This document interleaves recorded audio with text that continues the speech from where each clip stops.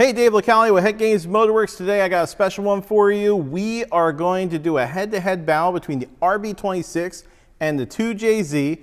Head-to-head battle in flow testing, power potential, reliability.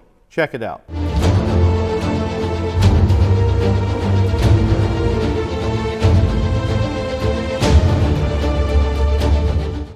All right, so first we're going to go over some specs. Both of these things have buckets. When I say buckets, we're talking about little lifters or whatever you want to call them. They go inside the bore, and that's how you set lash. They're both overhead cam, and they both have the same bore size. One has less stroke, but that's the engine stuff. We're not going to go over all that. We're not going to go over that kind of specs. They both have the same size bucket, which also means that they are limited to the amount of lift you can put in each one of them. Intake ports are a little different because here you have this little, it's like a fin, and all the intake ports are actually the same on the RB26. Not so much on the 2JZ. On the 2JZ, you actually have 3 different intake ports. They either favor one side or the other, and basically you have 3 different cylinder heads in a 2JZ. RB26 is all the same. Now let's take a look at the exhaust ports. On the exhaust port side, the differences are much more dramatic because the RB26, although it still has this swirl enhancer on the corner of each exhaust port, they're all pretty much the same size. They're all shaped just directly out, where the 2JZ, again, is 3 different ports completely. 3 different sizes. Now, they're both sequential from the factory. I don't know why they have different ports and all that stuff. You have to ask those people, but this is what we got. So when it comes to the combustion chambers, they're kind of different. Well, you have the same bore size, 86 millimeter bore, but for whatever reason, the RB has a really large quench area, and that is, you just have to Google quench. So I don't want to get into the technical side of that, but it has a really large quench and it's very detonation prone. Some people like to take these things out. Kills the combustion chamber. Don't do that. But they have a very similar valve size to the 2JZ. So this is about basically like a 1 millimeter over valve to the 2JZ. And you have a 86 millimeter bore, 1 millimeter smaller valve to each head, and that's it. These things are not very detonation prone. You can actually put a bunch of timing into a 2JZ. It's not unheard of to run 100 pounds of boost with a 400 shot of nitrous in a 2J and it live. So now we went over the specs. Now it's time for round 1. Let's fight.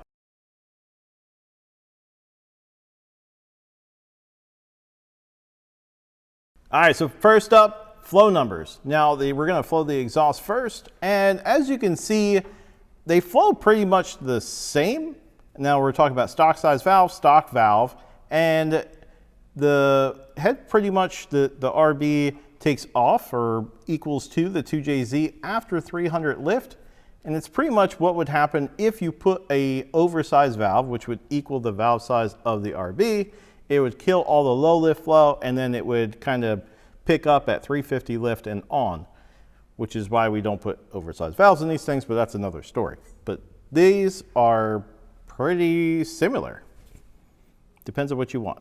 How much lift you have, what big of a cam.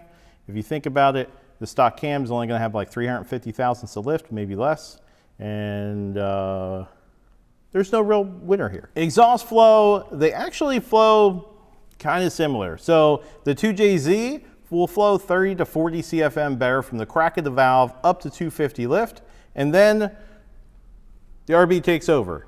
But is it really that much better?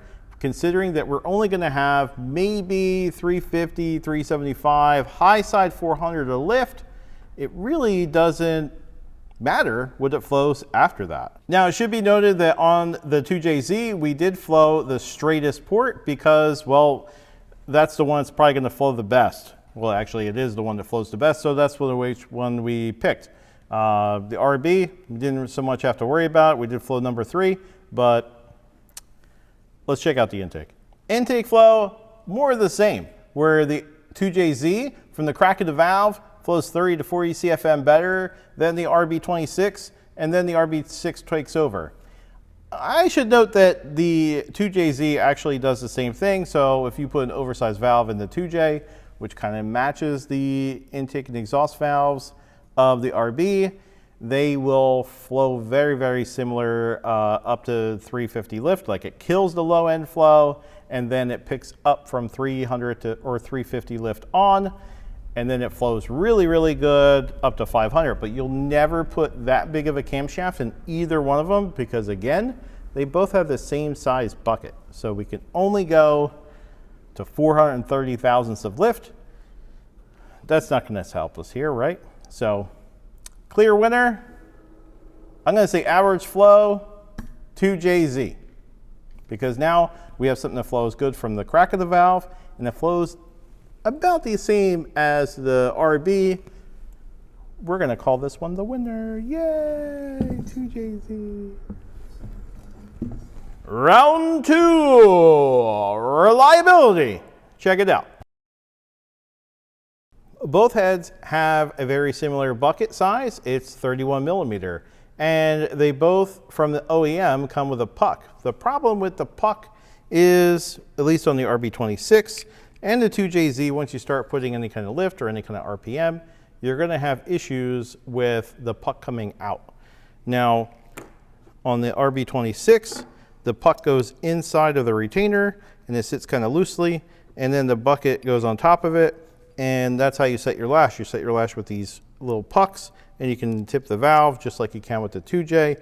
And so a lot of times these pucks will come out and it becomes a catastrophic failure.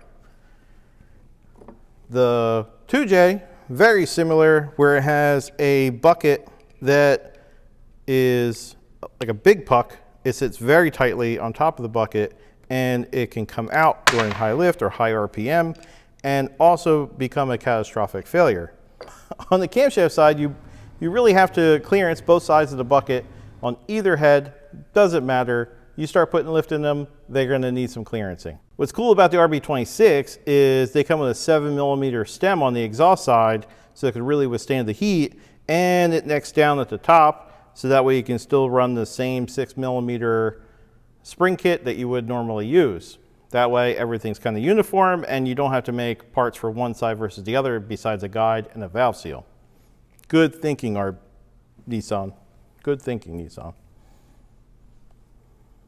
When it comes to the 2J, there is aftermarket parts that you can buy to make a 6.5 millimeter, or we've done custom 7 millimeter stem stuff, but that doesn't normally happen until we're making in excess of 1,800 to 2,000 horsepower, where that's actually needed. So we're going to circle back to the bucket situation, because in reliability terms, the only way that we could make the RB26 reliable was to make it more like the 2JZ.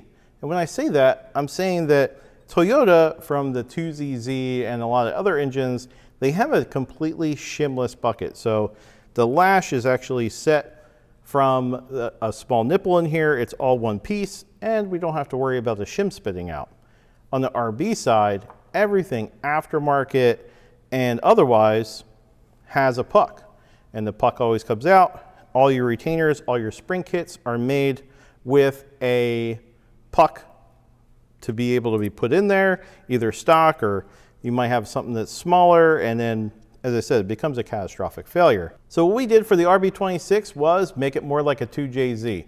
We got GSC Power Division to make a spring kit out of their conical. They gave us a custom locator. They made a retainer for us, and you want to use in one of their 2J conical springs. Actually, you have 2 of those, could use 3. And because they both share the same size 31 millimeter bucket, we put the 2JZ bucket in there, and voila. Now we have a reliable package that does not come apart. Does it have its limitations? Yes, because there's only so much room in the 2JZ bucket. We have to actually use the largest bucket in order to be able to use some of the RB26 cams, because RB26 likes to use a reduced base circle camshaft to get more lift in them. But as we've seen on the flow bench, putting more lift in them doesn't really help it. So not sure why they do that, but that's a whole nother story. I really believe that it's not really needed. The other cool thing about the RB26 is GSC Power Division will be eventually selling these spring kits along with longer tipped valves, so we no longer have to be limited to the very small bucket sizes that we have to use now from the 2ZZ, and we'll have a much bigger range, and we can use reduced base circles. We can do it all. I think that makes the clear winner 2JZ, because the only way to make the RB work was to make it more like this guy. On to power potential. Now, talking about power potential, I'm not gonna lie, I'm from the States. The RB26 is much more advanced over in Australia than the guys down under. They have a lot more going on. And I could be actually wrong when I say that I'm already calling the 2JZ the winner, because it's not how much power you want to make with a 2J, it's how much power do you not want to make. Because really, the potential's there to make 2,500, and there's a recipe out there that's pretty easy to follow, and although you need the right people involved to make it live, it will absolutely do it. Whereas the RB, there's nothing there. Unless you want to move to Australia, I don't even see them guys doing it, but I could be wrong. Maybe that's, 2,000 or so, but I just haven't seen it. 2JZ, we can do GSC cams, we can do their conical spring kit, we do a stock size valve, we can do a valve seat or not. Actually, Joel Granis runs a stock valve seat. We do all the cylinder heads for him. Stock size valve, we do a 6.5 millimeter GSC valve in it, the conical spring kit, a GSC R2M because they run on methanol, and there you have a fully CNC ported, ready to go 2,500 horsepower recipe. It's all on our website. It's easy peasy. This guy, not so much. But I think you can make 1,000, and you can make it very reliably by making it more like the 2J. The truth is, when we look at the drag racing side, now, don't get me wrong, we were a mostly drag racing company, but you don't see very many people running an RB26 successfully in drag racing, whether it become like some of the fastest guys in the world.